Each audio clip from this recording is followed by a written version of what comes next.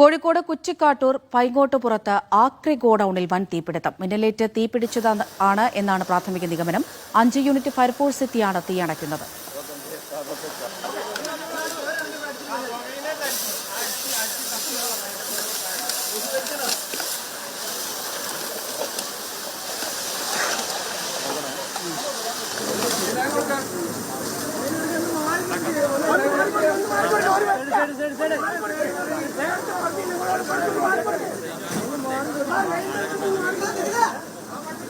ഫൈസൽ നെടുമ്പാല വിവരങ്ങൾ നൽകാനായി ചേരുന്നുണ്ട്. ഫൈസൽ, സംസ്ഥാനത്ത് പലയിടങ്ങളിലും ഇന്ന് ഇടിമിന്നൽ കൊണ്ട് അപകടമുണ്ടായിട്ടുണ്ട്. ഇത് എവിടെയാണ് തീപിടുത്തമുണ്ടായത്? തീ പൂർണ്ണമായും അണച്ചോ?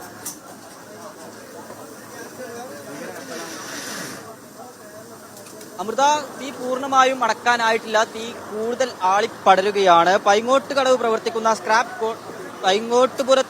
പ്രവർത്തിക്കുന്ന സ്ക്രാപ്പ് ഗോഡൌണിലാണ് തീപിടുത്തം ഉണ്ടായത്. ഇന്നൊരു 8:45 കൂടിയാണ് ഇത്തരത്തിലൊരു സംഭവം ഉണ്ടായത്. നമുക്കറിയാം, നേരത്തെ ഉണ്ടായിരുന്ന അതിശക്തമായ മിന്നലിൽ ആണ് ഇത്തരത്തിൽ ഒരു തീപിടുത്തം ഉണ്ടായത്. 5 യൂണിറ്റ് ഫയർഫോഴ്സ് ആണ് ഇപ്പോൾ സ്ഥലത്ത് എത്തിയിരിക്കുന്നത്. കൂടുതൽ ഫയർഫോഴ്സ് ഇങ്ങോട്ടേക്ക് എത്തിക്കൊണ്ടിരിക്കുകയാണെന്നാണ് നമുക്ക് ലഭിക്കുന്ന വിവരം. എന്തായാലും തീ ഇതുവരെ നിയന്ത്രണ വിധേയമായിട്ടില്ല. ഫയർഫോഴ്സിന്റെ ഭാഗത്ത് നിന്ന് തീവ്രമായിട്ടുള്ള ശ്രമം തീ അണക്കുന്നതിന് വേണ്ടി ഇവിടെ നടക്കുന്നുണ്ട്. 100% അല്ലെങ്കിൽ ഇത്തരത്തിൽ ഇതിന് ചുറ്റും, ഈ ഗോഡൌണിന് ചുറ്റും ജനവാസ മേഖലയാണ്. അതുകൊണ്ട് തന്നെ അതീവ ജാഗ്രതയോട് കൂടി തന്നെയാണ് ഈ ഒരു വിഷയം കൈകാര്യം ചെയ്ത്. തൊട്ടടുത്ത് പന്തൽ സാധനങ്ങളൊക്കെ വെക്കുന്ന മറ്റൊരു ഗോഡൌണും കൂടിയുണ്ട്. അവിടേക്ക് ഇതുവരെ തീ എത്തിയിട്ടില്ല. എന്തായാലും ഫയർഫോഴ്സിന്റെ ഭാഗത്ത് നിന്ന് തീ അണക്കാനുള്ള ശ്രമം തുടരുകയാണ്. തീ ഇപ്പോൾ കൂടുതൽ പടർന്നുകൊണ്ടിരിക്കുകയാണ്.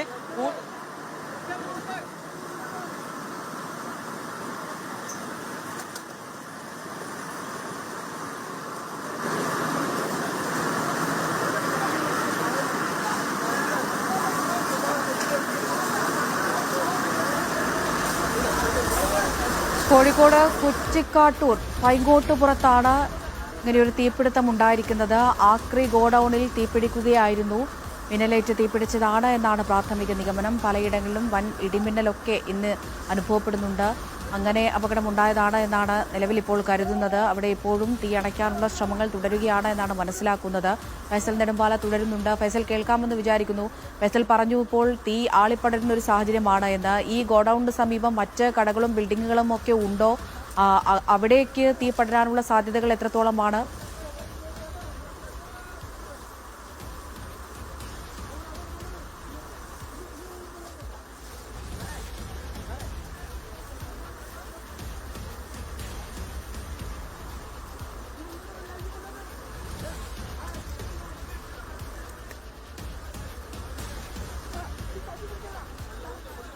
ഉള്ളത് ഓയിൽ കലർന്ന ഉൾപ്പെടെയുള്ള വസ്തുക്കളുണ്ട്. അതുകൊണ്ട് തന്നെ തീ ആളി പടർന്നുകൊണ്ടിരിക്കുകയാണ്. ഇപ്പോൾ ഈ നിയന്ത്രണ വിധേയമാക്കാൻ കഴിഞ്ഞിട്ടില്ല. ഈ ഗോഡൌണിന് തൊട്ട് പുറകിലായിക്കൊണ്ട് വാടക സാധനങ്ങൾ, കല്യാണ വസ്തുക്കൾക്ക് ഉൾപ്പെടെ, കല്യാണ ആവശ്യങ്ങൾക്ക് ഉൾപ്പെടെ കൊണ്ടുപോകുന്ന സാധന വസ്തുക്കൾ, തുണി ഉൾപ്പെടെയുള്ള വസ്തുക്കളുണ്ട്.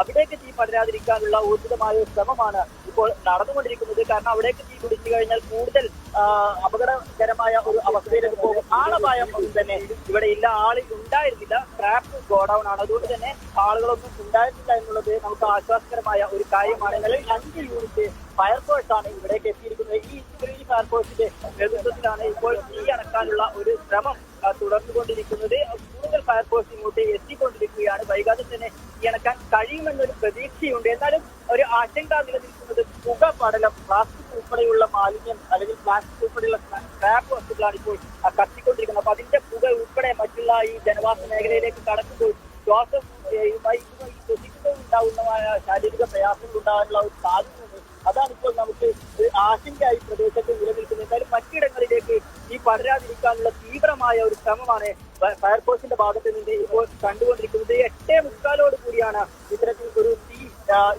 ആളിപ്പടർന്നത്. മിന്നലേറ്റുണ്ടായ ഒരു അപകടമാണ് ഇത്തരത്തിൽ തീ പടരാനെന്നാണ് പ്രാഥമികമായി മനസ്സിലാക്കുന്നത്. എന്തായാലും മറ്റൊരു 2 യൂണിറ്റ് ഫയർഫോഴ്സ് കൂടി ഇപ്പോൾ സ്ഥലത്തെത്തിയിട്ടുണ്ട്. അത്രയും തീവ്രമായി അതെ, അത് തന്നെയാണ് അറിയേണ്ടത്. ഫൈസൽ പറഞ്ഞത് വെച്ച് നോക്കുകയാണെങ്കിൽ 8:45 അടുത്താണ് ഇത്തരത്തിലൊരു തീപിടുത്തം ഉണ്ടാകുന്നത്. ഇത്രയും സമയമായിട്ടും അവിടെ തീ അണയ്ക്കാനുള്ള ശ്രമങ്ങൾ നടന്നു പോരുന്നു. എങ്ങനെയാണ് നിലവിലെ സാഹചര്യം? എന്താണ്? കൂടുതൽ ഫയർഫോഴ്സ് യൂണിറ്റുകൾ അവിടേക്ക് എത്തേണ്ട ഒരു സാഹചര്യമാണോ കാണുന്നത്?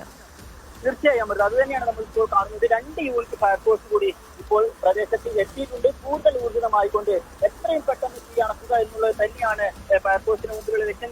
ഞാൻ നേരത്തെ സൂചിപ്പിച്ചതുപോലെ ഈ നിരവധി വീടുകളുണ്ട്. അപ്പോൾ ആ വീടുകളിലേക്കൊന്നും തന്നെ ഈ പടരാതെ ശ്രദ്ധിക്കേണ്ടതുണ്ട്. അത് മാത്രമല്ല ഈ പുറകിലുള്ള ഈ വാടക സ്റ്റോറുമായി ബന്ധപ്പെട്ട് ആ ഗോഡൌണിലേക്കും തീ അങ്ങോട്ടേക്ക് പടരാതിരിക്കാനുള്ള ഒരു സംവിധാനം ഒരുക്കേണ്ടത്. അതുകൊണ്ട് തന്നെയാണ് ഇപ്പോൾ കൂടുതലായിക്കൊണ്ടുള്ള ഫയർഫോഴ്സിന്റെ സംഘം കൂടുതൽ യൂണിറ്റുകൾ ഇങ്ങോട്ടേക്ക് എത്തിക്കൊണ്ട് പൂർണ്ണമായും നിയന്ത്രണ വിധേയമാക്കാനുള്ള ഒരു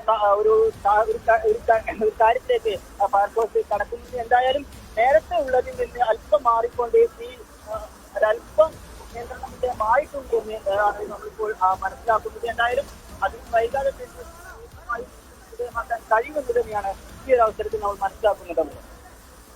അതെ, ഇത്തരത്തിൽ മറ്റ് കടകളിലേക്ക് തീ പടരുമോ എന്നുള്ളൊരു ആശങ്കയുണ്ട്. നിലവിൽ എവിടെ ഗതാഗത തടസ്സമോ മറ്റോ ഉണ്ടോ ഫൈസൽ? അമൃത, കുറ്റിക്കാട്ടൂരിൽ നിന്ന് ഏകദേശം 1.5 കിലോമീറ്റർ ഉള്ളിലോട്ട് മാറിയാണ് ഈ ഒരു പ്രദേശം എന്ന് പറയുന്നത്. ഈ തൊട്ടടുത്ത് മറ്റ് കടകളൊന്നുമില്ല. ആകെ താമസം ഒരു 7 ആൾ പുറത്തുള്ള ഒരാൾ ഇവിടെ